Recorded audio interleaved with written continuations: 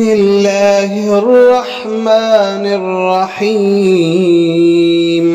القارعة ما القارعة وما أدراك ما القارعة يوم يكون الناس كالفراش المبثوث وتكون الجبال كالعهن المنفوش